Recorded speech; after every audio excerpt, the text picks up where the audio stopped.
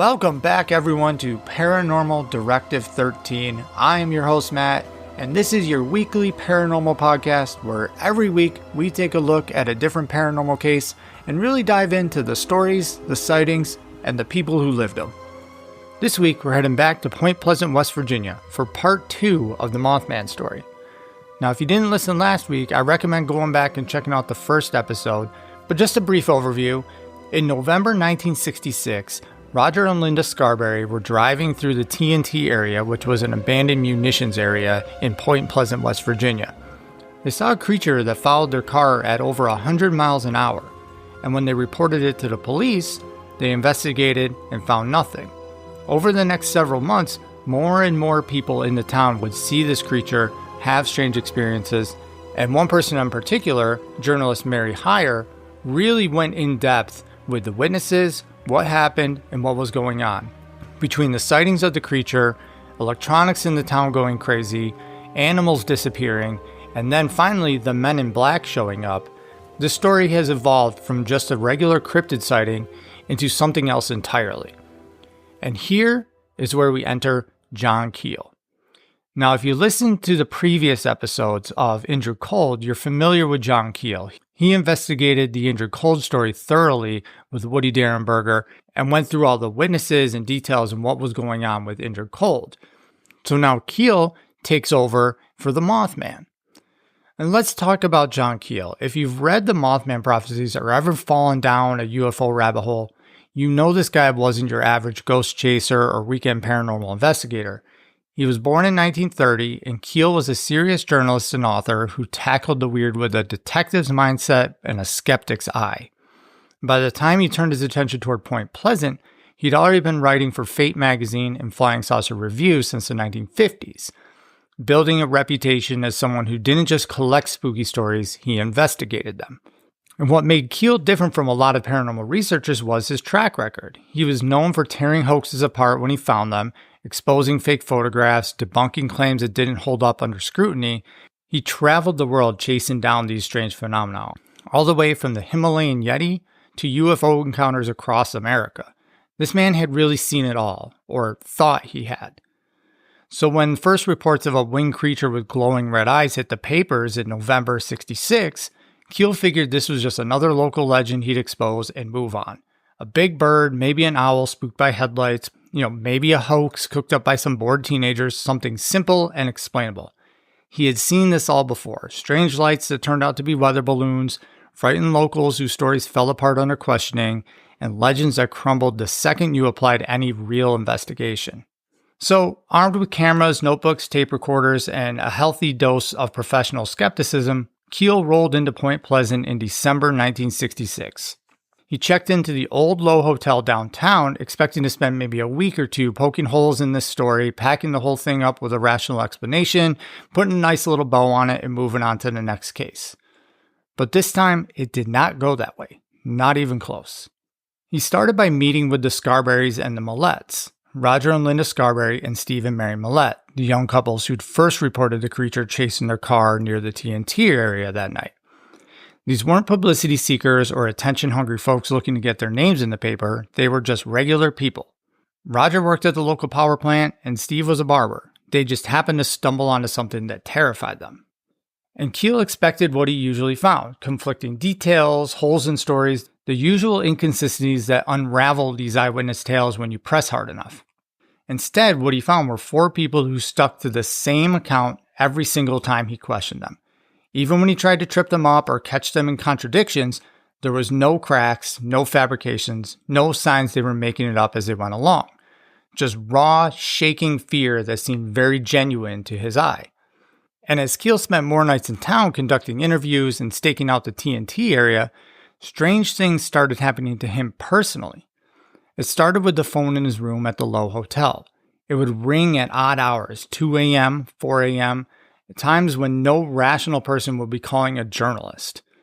Sometimes it was just clicks or static, like bad connection trying to come through. And sometimes it was a voice, distorted, oddly formal, speaking in like a mechanical cadence that didn't really sound quite human. And these voices would repeat unsettling phrases or reveal details about Keel's schedule, his interviews, his movements around town that nobody local should have known about. The calls weren't a constant surveillance. It wasn't like living in a spy movie where every move was monitored. But they were frequent enough and specific enough to be genuinely unsettling. And Keel, being a meticulous journalist, noted them all in his journals. Bizarre mechanical voices delivering cryptic warnings, hinting that something big and terrible was about to hit Point Pleasant, mentioning names of people he had talked to, and details about conversations that should have been private.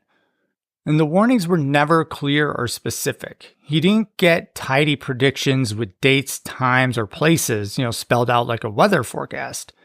Instead, the voices, or whatever they were, spoke in riddles and metaphors about coming disasters, urging him to pay attention to strange patterns and signs around town, or to watch for the collapse of what stands. And sometimes these odd messages, they contained information that turned out to be surprisingly accurate. They'd predict the arrival of a letter, or a power outage in a specific neighborhood, or a minor car accident, or some other small local event. And Keel didn't claim they were always right. He was too good of a journalist to fall for that kind of bias. But they were right often enough to keep him awake at night, wondering exactly who or what he was talking to. Were they just pranksters with inside information? Were they secret government agents monitoring his investigation? Or was it something much weirder? And there's one call specifically that I've seen mentioned before, but there's no real record of it, where Keel got a call from one of these voices saying 99 will die. And that call referenced a plane that crashed in Denver, killing 99 passengers on board. It was very specific and clear, saying 99 will die, and then this plane crash happens, killing 99 people. Though again, like I said, there is no real true record of this happening, but it has been mentioned over and over and over again. And through the long months of 1967, as Mothman sightings continued sporadically around Point Pleasant, the warnings in those strange calls got darker and more urgent. He became convinced that whatever was behind the Mothman sightings and the other strange things in this town, like the men in black who were there, was trying to communicate something important. To warn people maybe, but what exactly about, he couldn't really say with any certainty. And as winter closed in and the days grew shorter, the phone calls took on an ominous tone that made Keel's skin crawl. He wrote later in his book that he felt something terrible was brewing near the Ohio River, something connected to the bridge that linked Point Pleasant to Gallipolis, Ohio. These messages mentioned water, bridges, and tragedy, but never clear enough to take to the police or the newspapers as a concrete warning. And he tried, he really did. He talked to local authorities, floated the idea that the town could face some kind of disaster, and suggested they might want to pay extra attention to infrastructure or safety concerns. But, who really listens to a paranormal investigator saying a spooky phone call told me something bad might happen? They were polite but dismissive. The newspapers treated it as just another angle of this weird Mothman story. Then, on December 15th, 1967, at exactly 5:04 p.m. during the height of rush hour, it happened. The Silver Bridge, the main artery linking Point Pleasant to Gallipolis, Ohio, a suspension bridge that had carried traffic across the Ohio River for almost 40 years, gave way under the weight of holiday traffic. The bridge was packed with cars full of Christmas shoppers, people heading home from work, families just trying to get on with their lives.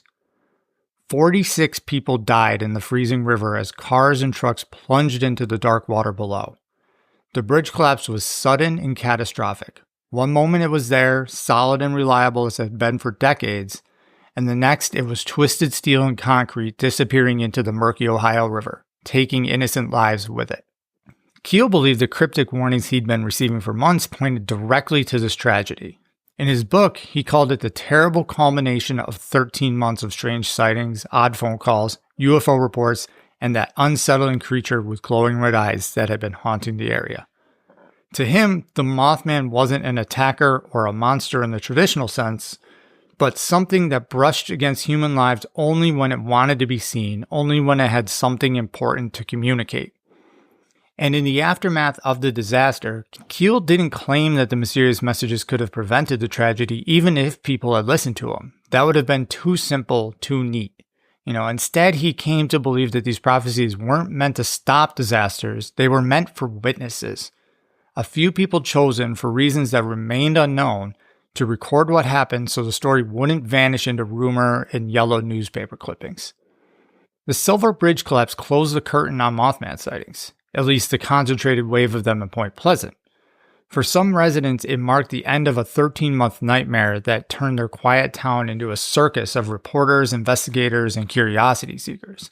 For Keel, it opened a window into what he called the super spectrum, which was a realm overlapping with ours, filled with signals and messages we barely notice, populated by intelligences that sometimes, just sometimes, look back at us and try to communicate in ways we can't quite understand. But that's the thing about warnings from whatever lies beyond our normal reality. Sometimes you can't do anything practical with them. Sometimes all you can do is bear witness, notebook in hand, wondering if next time we'll be better at listening, better at interpreting the signs before it's too late. So here's what really went down in those final days and hours before the Silver Bridge came crashing down. People who had never seen the Mothman before, people who had dismissed the whole thing as nonsense or mass hysteria, started spotting him again in early December 1967. But this time there was something different about the sightings. Instead of the creature appearing in the TNT area or along back roads, witnesses reported seeing it near the Silver Bridge itself. John Keel, who was in town documenting the phenomenon, wrote about strange men lurking under the bridge during those final weeks. Not just teenagers or curiosity seekers, but people who seemed oddly out of place, watching the bridge structure with this weird intensity that made the locals uncomfortable.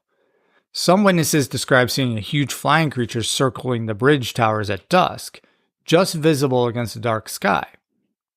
And these stories are trickier to pin down than the earlier, more detailed sightings from November, but they're consistent enough to be unsettling.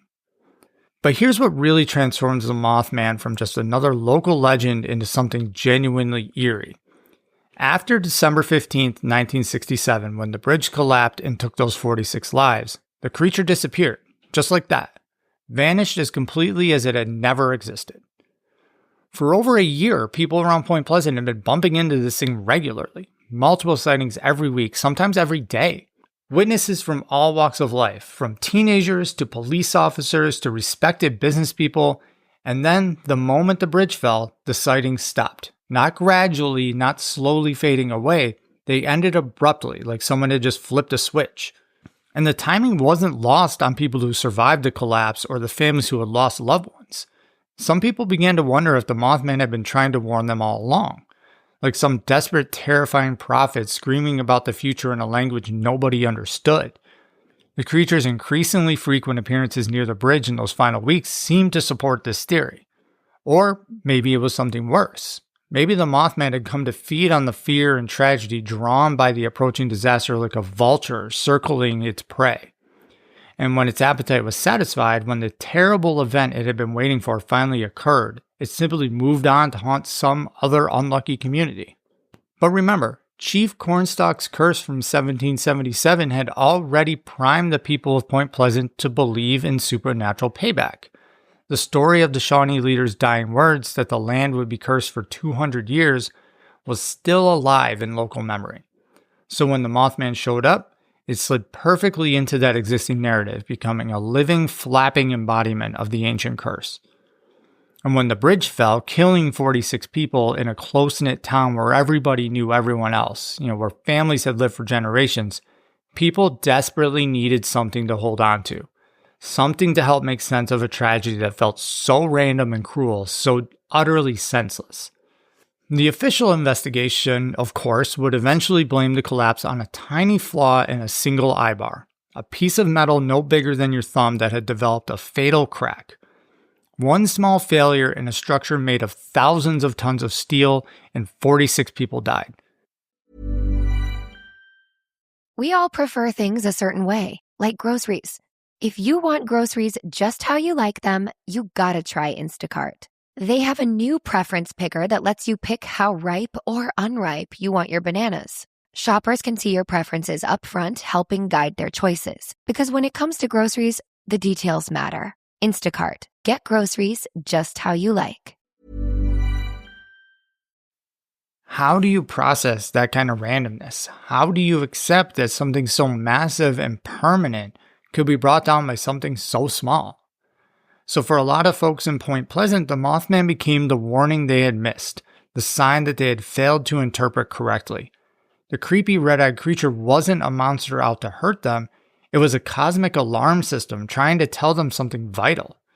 It was like a failed guardian angel, terrifying and misunderstood, tragically ignored by the very people it was trying to protect.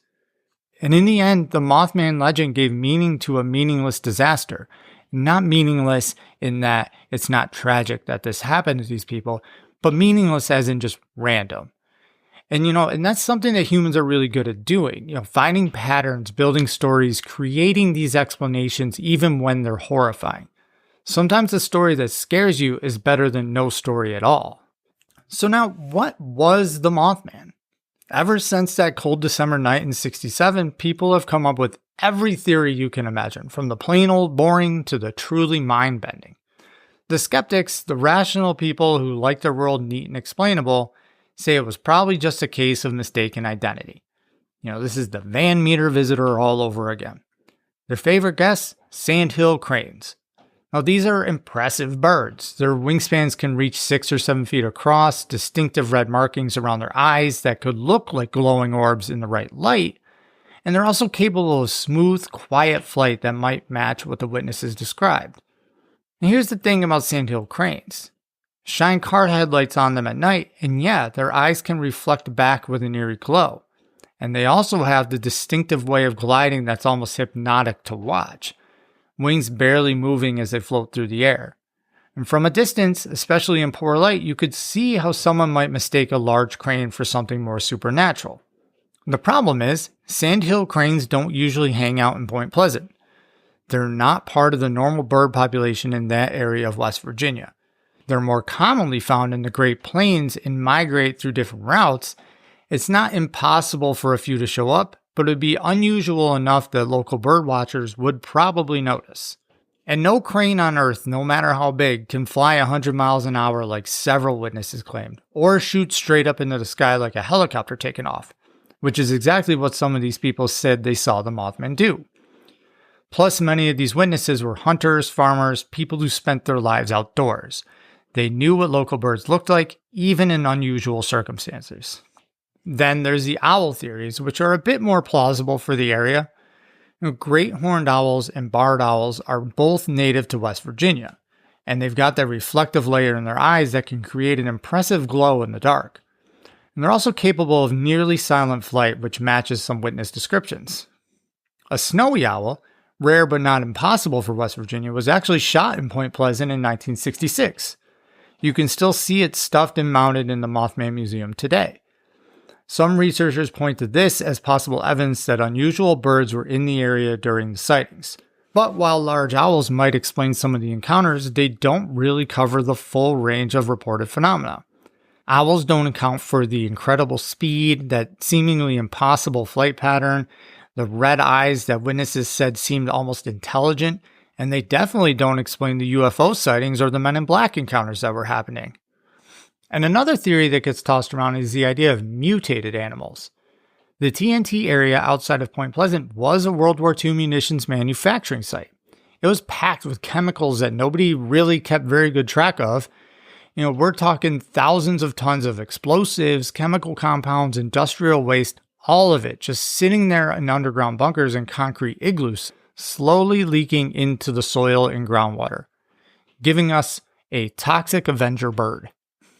The thought is that maybe something nasty in the contaminated environment cooked up a mutant creature, an owl or a hawk that grew bigger than it should have, or maybe something entirely new that evolved in response to this chemical soup.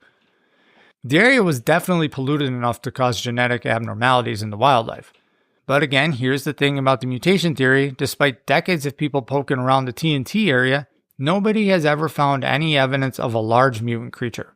No bones, no nests, no tracks, no photographs, and no amount of chemical contamination explains the thing that can fly faster than a speeding car, appear and disappear at will, or seemingly read people's minds. Well, on second thought, maybe it can. We've seen plenty of theories in movies about chemical contamination, mutating something into giving it superpowers. So, if that's any indication, I guess sure, it could be done. And then you've got the psychological angle. And honestly, this one's pretty compelling when you think about the social context. Back in the 60s, people were already on edge about a lot of things. The Cold War was creating this constant background anxiety about nuclear annihilation, and the Vietnam War was escalating. Young men were being drafted and shipped out to fight in a conflict that many Americans didn't understand. The civil rights movement was in swing, challenging old social structures, and traditional jobs were disappearing as the economy shifted. In that kind of pressure cooker type environment, fear and paranoia can spread like wildfire through a community. People are primed to see threats, to interpret these ambiguous experiences as dangerous. Someone sees something strange in the woods, they tell their neighbor, and pretty soon everyone's jumping at shadows and finding monsters in perfectly innocent situations. Add to that the interesting phenomena of sleep paralysis. It does affect a significant percentage of the population. People wake up in the middle of the night, temporarily unable to move, often feeling a crushing weight on their chests and seeing dark, threatening figures with glowing eyes hovering nearby. The experience is terrifying and feels absolutely real, even though it's a known neurological phenomena. Sleep paralysis episodes do line up creepily well with some of the Mothman encounter stories, especially the ones where people reported seeing the creature peering through windows or standing at the foot of their bed. Maybe some of these encounters were actually just terrifying dreams that felt real to these people experiencing them. But if you want to get into the weird territory, and this is what we love at Paranormal Directive 13, the weird and the strange. This is when you open the door to John Keel's Interdimensional Hypothesis. This is where things get genuinely strange, even by Mothman standards. Keel didn't think the Mothman, or the UFOs and Men in Black that were plaguing Point Pleasant, were visitors from outer space in the traditional sense. Instead, he believed they were from other dimensions, other realities that exist parallel to ours, separated by barriers that are usually impermeable but sometimes develop thin spots or tears. According to this theory, certain locations become dimensional weak points where things can slip through from one reality to another. Places like the TNT Area, with its history of violence and chemical contamination, might be especially prone to these interdimensional intrusions. The Mothman wasn't a creature from our world at all, but a being from somewhere else entirely, temporarily manifesting in our reality. And as we talked about in episode 1, the land of this area, To Ende Way, which was the Wyandot name meaning the point between two waters, was considered to be what they called a thin place, a location where the barrier between physical and spirit worlds was permeable.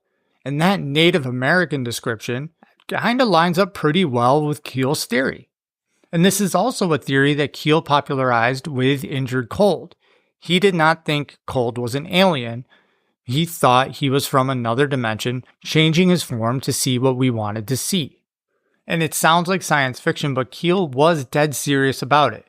He spent years researching similar phenomena around the world and became convinced that our reality is much more fragile and permeable than most people realize. And again, we can't forget the UFO connection, which makes this whole thing even more complex. While the Mothman was making his rounds in Point Pleasant, the area was also experiencing an unusual number of UFO sightings. There were strange lights in the sky, there were disc-shaped objects, there was close encounters of various kinds, and the Men in Black were showing up too. The mysterious figures in dark suits who would visit witnesses and strongly suggest they stop talking about what they'd seen. So maybe the Mothman wasn't an animal at all, biological or otherwise. Maybe it was an alien reconnaissance probe, or a scout from some kind of extraterrestrial intelligence, or something so far beyond our understanding that we can't even wrap our heads around what it could be. Some people, particularly those who take Chief Cornstalk's curse seriously, believe the Mothman is tied to the spiritual history of the land itself. In this interpretation of it, the creature represents the land's anger made into this manifested supernatural embodiment of the violence and tragedy that had marked this area for centuries. Or maybe, not a monster at all, but something more like an angel. Terrifying because the message it carries is terrifying. A herald of coming disaster, appearing to warn people about tragedies they don't even know are approaching. The biblical angels, after all, were often described as fearsome creatures that struck terror into the hearts of those who encountered them. And then there is the collective unconscious theory, which suggests the Mothman wasn't an external entity at all, but a psychological projection. Maybe the entire town somehow sensed that the bridge was going to fall, like a kind of mass premonition bubbling up from this unconscious and manifested as a shared vision of a red-eyed harbinger. It's all kind of crazy. Any of the descriptions, outside of the mundane crane or owl suggestion, it's all a pretty crazy explanation. And the truth is, we may never know what the Mothman really was. Maybe it was all of these things or none of them. Maybe the real mystery isn't the creature itself, but why we need so desperately to explain it. And now you'd think a story like this would have died when the bridge fell and the story stopped. Just another tale whispered by the locals in diners and barbershops, slowly fading from memory as the years passed. But the Mothman refused to fade away quietly.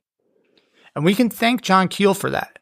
His book, The Mothman Prophecies, came out in 1975, 8 years after the bridge collapse. And it didn't just recount ghost stories or collect eyewitness accounts. Instead, Keel pulled the Mothman into this much bigger, much weirder web of phenomena. UFO encounters, strange phone calls, prophecies that nobody could fully understand, men in black intimidating people, and a whole spectrum of paranormal activity that seemed to cluster around certain locations and time periods. His book was meticulously researched and very compellingly written. He presented the Mothman not as an isolated monster lurking in the woods, but as part of a sprawling, unsettling puzzle that suggested that our reality is really far stranger and more permeable than people imagined. He connected the Point Pleasant experiences to similar things happening around the world, and in doing so, building a case for something much more significant than a local legend. And the book was a hit. Not just with paranormal enthusiasts, but with also mainstream readers. They found themselves just drawn into Keel's methodical investigation of the impossible. Suddenly, the Mothman was elevated to the same level as Bigfoot, the Loch Ness Monster, and the Jersey Devil, but with an important difference. Unlike those other cryptids, the Mothman came with a real-life tragedy attached. A concrete historical event that claimed actual lives and devastated a real community. And then Hollywood came. In 2002, The Mothman Prophecies hit theaters with Richard Gere playing the lead role, playing a character loosely based on John Keel's experiences. And the movie, of course, it took some liberties with the source material. They filmed it in Pennsylvania instead of West Virginia. They compressed the timeline. They added some Hollywood drama. But the film nailed the essential atmosphere of the story. That creeping dread, the sense that something big and incomprehensible was lurking just outside the corner of your vision. The feeling that ordinary reality was starting to crack at the edges. It captured the paranoia and uncertainty that had gripped Point Pleasant during those 13 months. The movie was a solid box office success, and it developed a devoted cult following over the years. It introduced the Mothman to a whole new generation of viewers who had never heard of Point Pleasant or John Keel.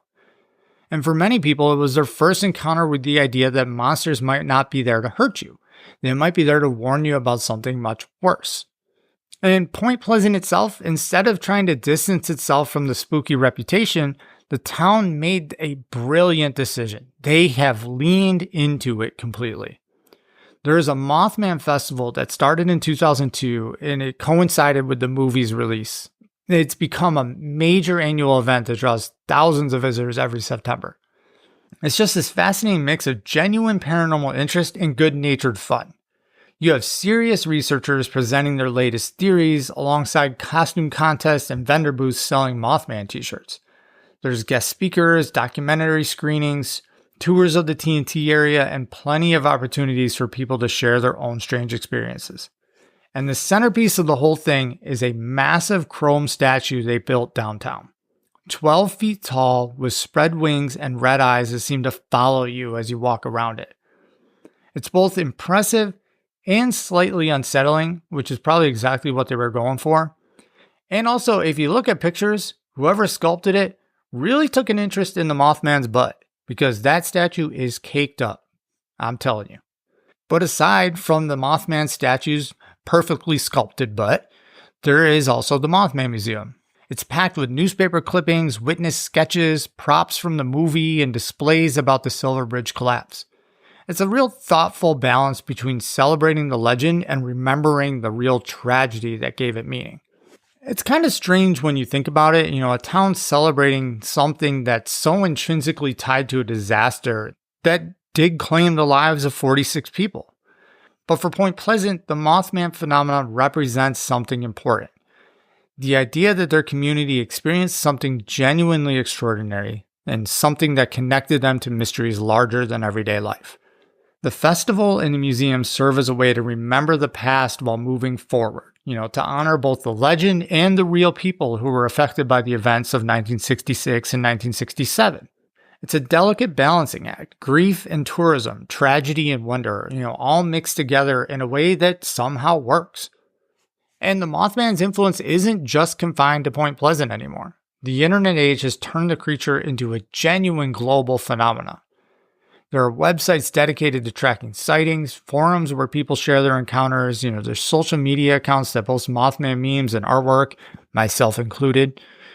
The creature's become part of popular culture in ways that really would have been impossible in 1967. Video games like Fallout 76 features the Mothman in the game. Television shows reference the legend, artists create Mothman-inspired artwork, musicians write songs about red-eyed harbingers. The creature has evolved from a local legend into a recognizable icon that represents the mysterious and the unexplained, and the possibility that our world contains these wonders and things that we haven't yet cataloged. And then in 2017, something interesting happened. People in Chicago started reporting Mothman sightings. Not just one or two isolated incidents, but dozens of encounters over several months. Same basic description, large winged creature, glowing red eyes, sense of impending doom. The sightings were concentrated around Lake Michigan and continued sporadically for months. From Ohio to Illinois, Virginia to Pennsylvania, the creature seems to be spreading. Some enthusiasts even maintain updated sightings maps, treating Mothman encounters kind of like a meteorological phenomenon to be tracked and analyzed. The story isn't stuck in 1967 anymore. It's alive, it's evolving, it's adapting new contexts and new communities. The Mothman has become something more than a monster story. It's become a way for people to talk about the unknown and the unexplained. The possibility that reality contains more mystery than we're comfortable admitting. Maybe some people really did see a giant bird. A crane blown off course, an unusually large owl, something perfectly natural that looks supernatural in the circumstance. Maybe fear and suggestion made folks see things they couldn't rationally explain, turning ordinary experiences into extraordinary encounters. Maybe mass hysteria really did spread through Point Pleasant like wildfire, creating a feedback loop where each new sighting reinforced the belief that something strange was happening. Maybe, but none of those explanations cover the whole story. They don't account for UFO sightings. They don't explain the weird phone calls that John Keel received, calls, that contained information no local prankster could have known. And they don't address the Men in Black encounters, those strange visitors who seem to know more about the witnesses than they should have. Could the Mothman have been a visitor from another dimension? Kind of like John Keel's theory here, slipping through some kind of cosmic crack in reality? Could it have been a manifestation of spiritual forces tied to the land's history? Could it have been some kind of alien creature or probe gathering data about humans' responses to the unknown? Who knows? Maybe all of these explanations contain a piece of truth. Maybe the real answer is stranger than any single theory can capture.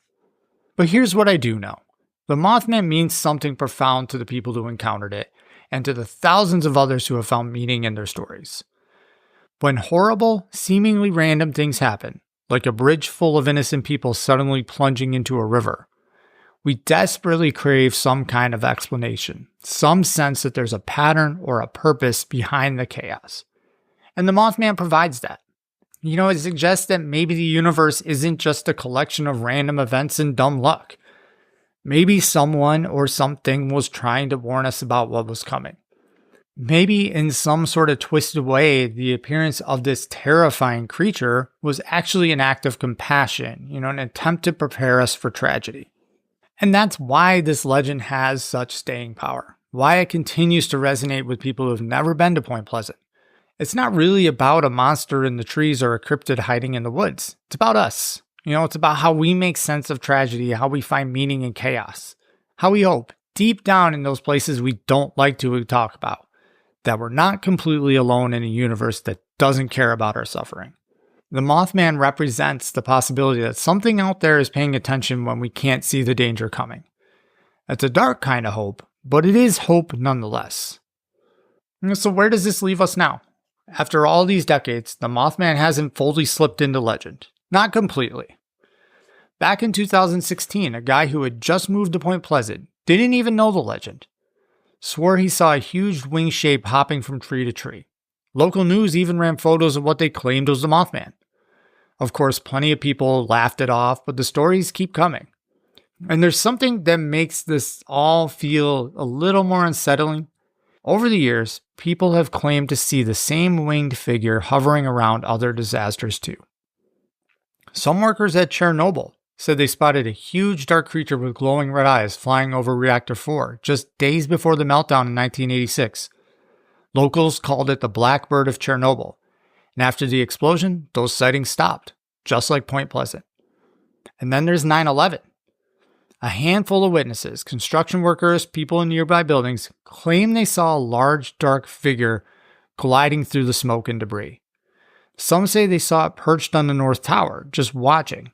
Again, the same story, a warning nobody can understand until it was too late. Are these stories true? Who knows? There's no grainy photo that proves it.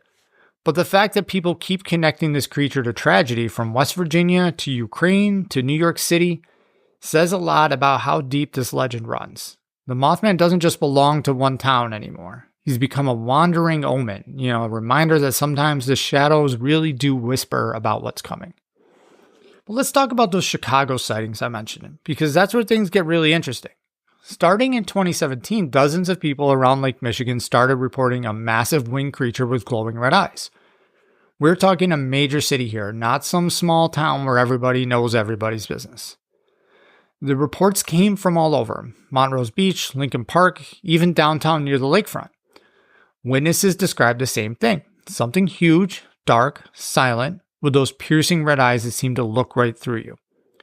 Some folks said it was the size of a small plane, others claimed it could hover like a helicopter and then shoot straight up into the sky. And what's wild is these weren't just random people looking for attention. We're talking about joggers, dog walkers, commuters heading home from work, normal people who had no idea they were about to become part of something much bigger and stranger. And one guy, a construction worker, was driving home along Lakeshore Drive when he saw what he thought was a low-flying plane. But planes don't flap their wings. And they definitely don't have eyes that glow like brake lights in the dark. He pulled over, watched this thing circle over the water for maybe 10 minutes, and then it just vanished. And the Chicago sightings peaked in 2017 and 2018, right around the time the city was dealing with a serious spike in violence. Coincidence? Maybe. But that's the thing about the Mothman. The timing always feels significant, even when you can't quite put your finger on why. And it's not just Chicago. Sightings have popped up again, not far away in Rio Grande, Ohio. People in Virginia have reported similar encounters. There's even a website now that tracks these things, a modern-day version of what John Keel was doing with his notebooks back in the 60s. The internet has changed everything, of course. Back in Point Pleasant, if you saw something weird, you might tell your neighbor or call the paper. These days, you post it online and suddenly you're connected to hundreds of other people who've seen the same thing. And it just makes you wonder, are there more sightings because there's more of whatever this is, or are we just better at sharing our stories now? It's kind of like the news. Statistically, we live in the safest time to be alive. But if you turn on the TV and listen to any local news channel, you would think that every day is Armageddon. Every day, every story is something bad, something terrible happening. Sometimes from the other side of the world, sometimes from the other side of the country, sometimes from 2 states over. But that's the thing. Statistically, it's happening less. We're just much better at sharing it now. We are more connected than ever. So are there more Mothman sightings now? Or are we just better at seeing them? The thing that gets me is the pattern keeps repeating. The Mothman shows up, people report weird phone calls and strange dreams, then something terrible happens. In Point Pleasant, it was the bridge. In Chicago, it was the violence. In other places, maybe we just haven't connected the dots yet. Or maybe we're overthinking it. Maybe the Mothman isn't predicting disasters. Maybe disasters just make us more likely to see monsters in the shadows. When we're scared, when we're on edge, our brains start looking for patterns, for meaning, for something to explain why bad things happen to good people. But that doesn't make the sightings less real to the people who experience them. The Mothman's become an American icon, right up there with Bigfoot. But unlike Bigfoot, the Mothman brings a shadow. He comes with proof, a bridge that fell, families who still remember the cold water and the screaming metal. And maybe the Mothman isn't just an American thing. What if every culture has its own version of the warning system? The Japanese have the Yatagarasu, a three-legged crow that appears before major events. The Celtic cultures had the Banshee, wailing before deaths. Indigenous people across the Americas have countless stories of creatures that appear when the balance is about to shift. Maybe the Mothman's just a modern version of something much older. Our collective unconscious trying to process the impossible and to find meaning in the chaos. But almost every time I cross a bridge, especially ones over a river, I think about this story. The cars lined up, there's Christmas presents in the backseat, families heading home, people just living their lives, no idea that fate had other plans for them. Did someone glance out the window and see a flash of red eyes? Did anyone feel a presence they couldn't explain? Were we being warned but couldn't understand until it was too late? And maybe tonight, somewhere out there, someone's driving down a dark road, headlights cutting through the darkness, and maybe they'll see those eyes, glowing, unblinking. Maybe they'll know, deep down, that the shadows still hide things we can't explain. If that happens, and one day it probably will, remember Point Pleasant, remember the Silver Bridge, remember that sometimes monsters aren't here to hurt us, sometimes they're here to warn us. And the scariest part really might be that we're just not listening. So that concludes part 2 of The Mothman. Guys, thank you so much for listening to this episode. I love this story. This story is so good. From the curse, to the sightings, to the UFOs, to the Men in Black, to the phone calls to John Keel, to just the legend and cultural impact of how it affects people and their thought process and making sense of what's happening. It is just a perfect story. It is great from start to finish. And it really does just kind of make you think a little bit more about what we're seeing. It's just one of those stories that stands the test of time.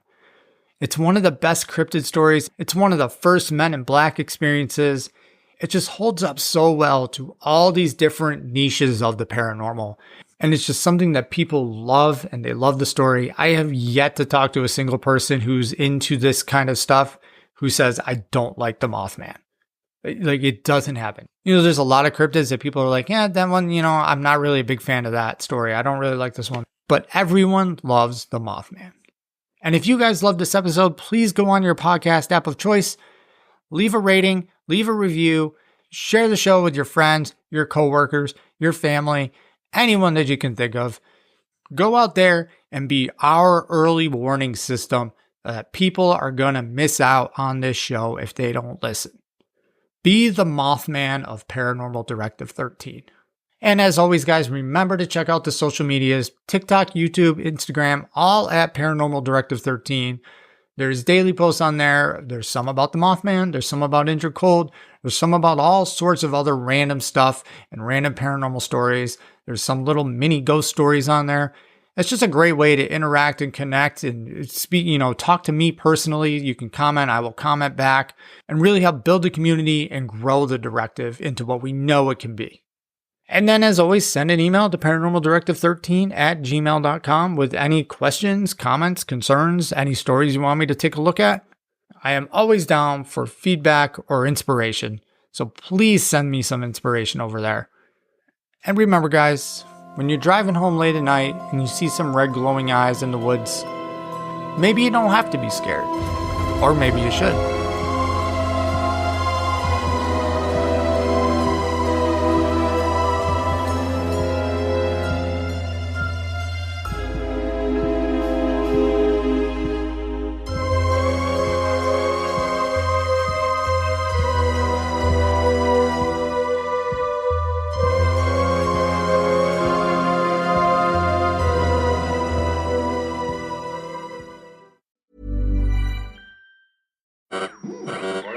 interrupt this program to bring you an important Wayfair message. Wayfair's got style tips for every home. This is Styles Mackenzie helping you make those rooms sing. Today's style tip. When it comes to making a statement, treat bold patterns like neutrals. Go wild, like an untamed animal print area rug under a rustic farmhouse table from Wayfair.com. Arr, fierce. This has been your Wayfair style tip to keep those interiors superior. Wayfair, every style, every home.